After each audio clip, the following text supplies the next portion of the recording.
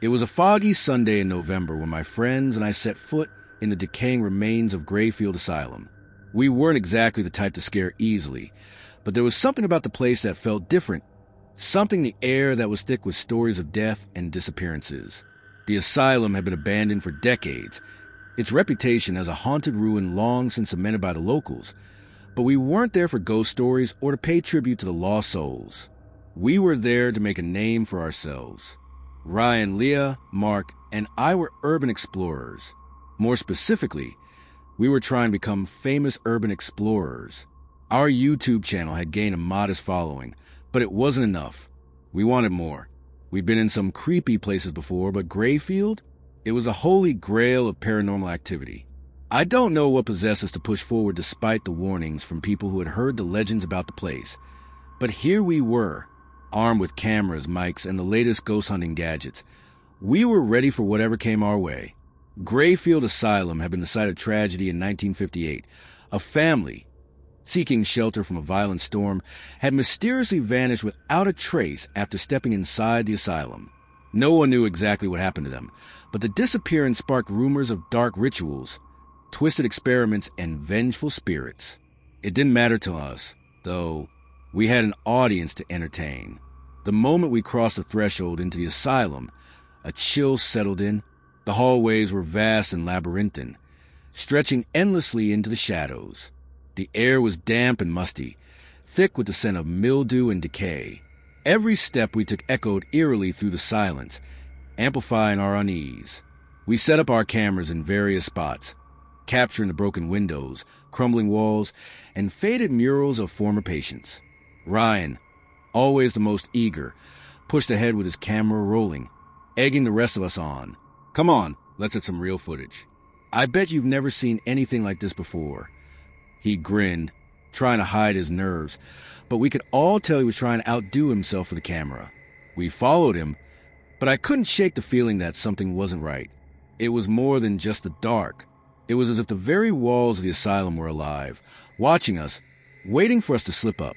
Within the first few minutes, we started hearing strange sounds, whispers, barely audible at first, but unmistakable. I froze, my heart pounding in my chest. Did you hear that?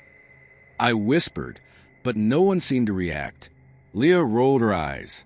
It's just the wind. You're all being paranoid. But it wasn't the wind. I could feel it, an oppressive weight in the air, thick with a presence that shouldn't have been there. The walls seemed to hum with it, and every corner we turned felt like it was closing in on us. I glanced back at the others, trying to shake off the sense of unease.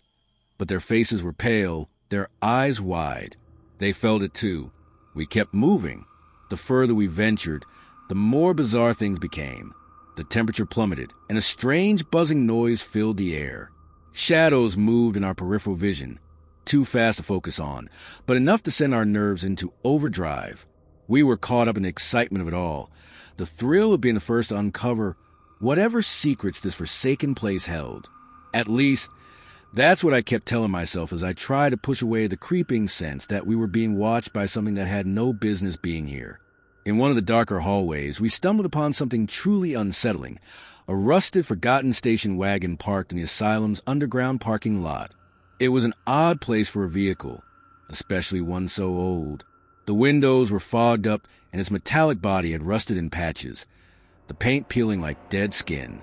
We circled the car, checking it for any clues, but there was nothing of interest until Ryan, ever the daring one, opened the driver's side door. The moment he did, the door slammed shut by itself, sending a jolt of panic through all of us. The force of it was unnatural, almost as if something or someone wanted to keep us away. I took a step back, my hand instinctively reaching for my camera, but it was what we saw next that made my blood run cold. In the thick layer of dust on the car's dashboard, there was an inscription crudely etched into the surface. Find us. None of us spoke for a moment. The word seemed to hang in the air like an invisible threat. Was it a message from the missing family?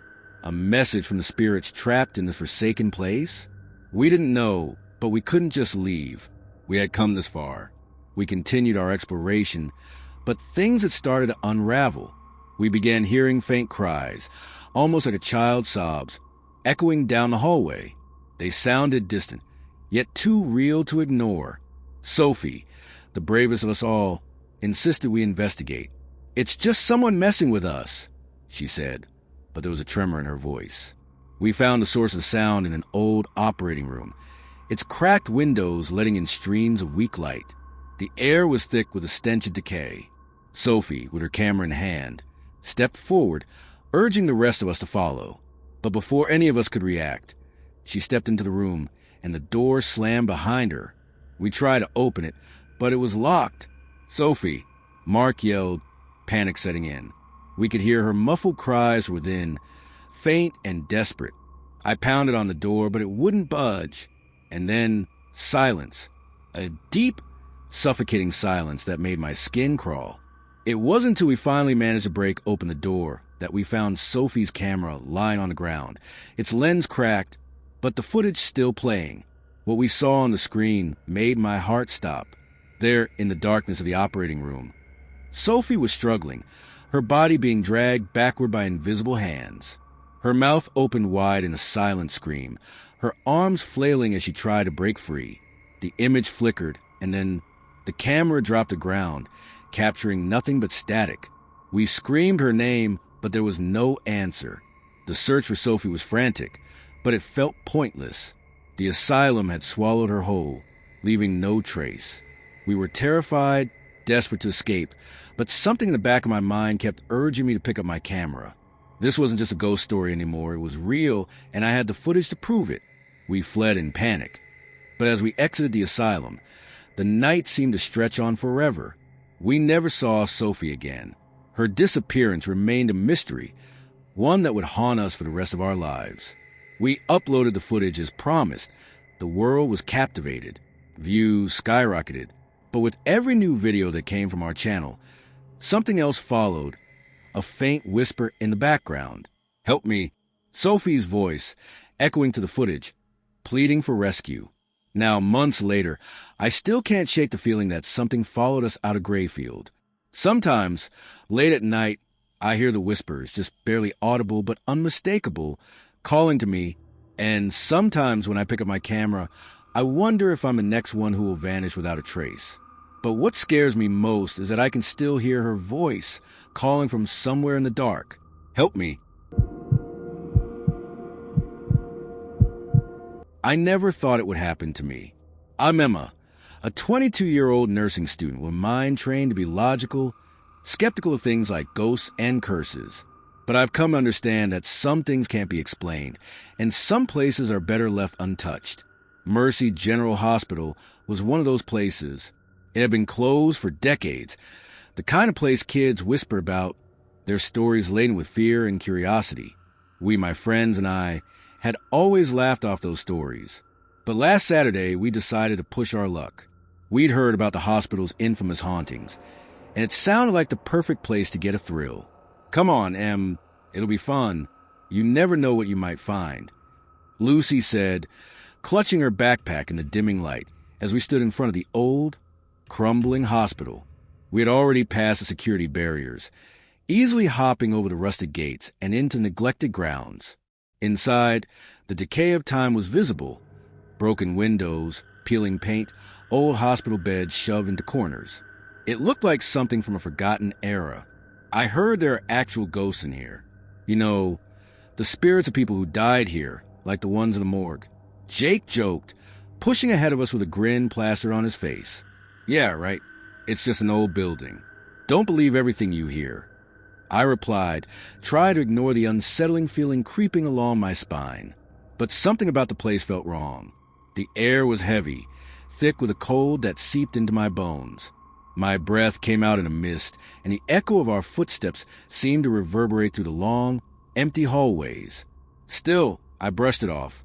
We set up the Ouija board in one of the main rooms, the wooden floor creaking beneath us as we sat in a circle. I wasn't a fan of this kind of stuff, but Lucy had insisted. "You have to at least try it. It's all in good fun," she had said earlier. I rolled my eyes but played along. We turned the lights off, the only illumination coming from the dim glow of our phones. I could feel the tension in the room, The kind that happens when everyone's waiting for something to happen, but no one wants to admit it. The planchette on the board slowly moved under our fingers.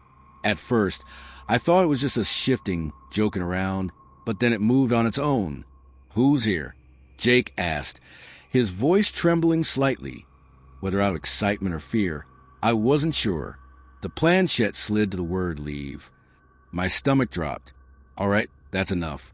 Let's pack it up," I said, standing up, my voice wavering despite my best attempt to remain calm.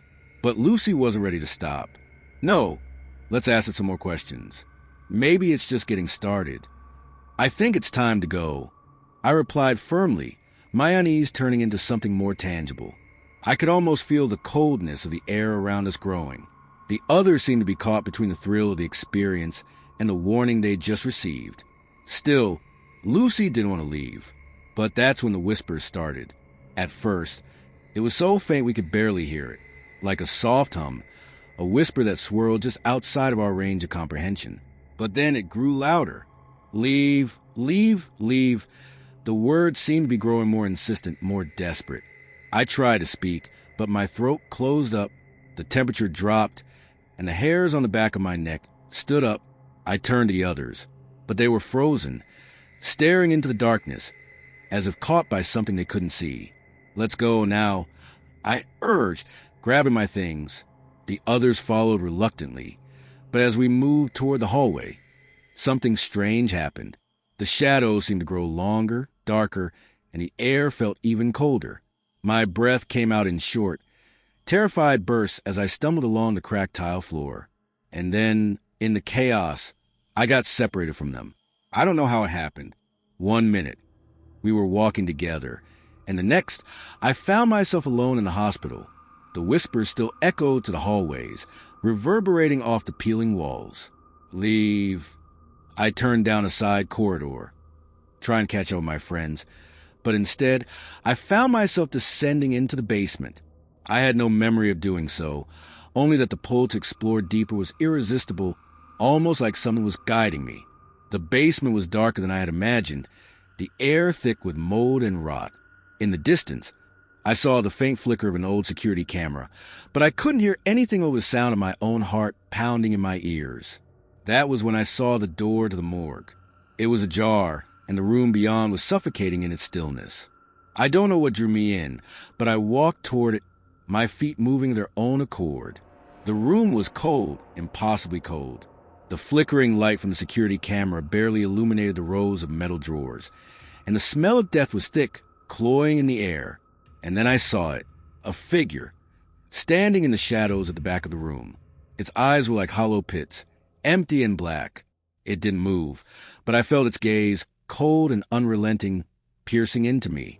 I wanted to scream, to run, but my body wouldn't listen. A voice, barely a whisper, filled the room. "Leave." But it was too late. I couldn't remember anything after that. The next thing I knew, I was lying inside an old cryogenic chamber, cold beyond belief. My skin felt like ice, my breath shallow. My body refused to move. But it was my face, the terror etched on it, that stayed with me in my final moments. The aftermath. It wasn't until days later that my friends realized I was missing. They searched the hospital but found no trace of me. Panic set in when the authorities were called in, and that was when they found the footage from the security cameras. The last images of me were me walking toward the morgue, my face pale and expressionless. They never found me alive again. When they discovered my body, frozen in that cryogenic unit, my friends were devastated. The fear in my eyes remained even after death, a testament to the horrors I had encountered alone in that forsaken place. It was a paranormal investigator who later pieced together the truth. Mercy General had a history, dark, twisted, and forgotten by most. A curse, bound to the morgue, had claimed many over the years, including myself. The spirits were trying to warn me. They weren't malevolent. They were trying to save me from the same fate. But I hadn't listened. Now Mercy General is sealed, its doors closed forever. My story, a cautionary tale for anyone who dares to ignore history's warnings. A story of one girl who ventured too far, who ignored the signs, and who paid the ultimate price. and in the silence of the abandoned halls, the echoes of Mercy General still call out.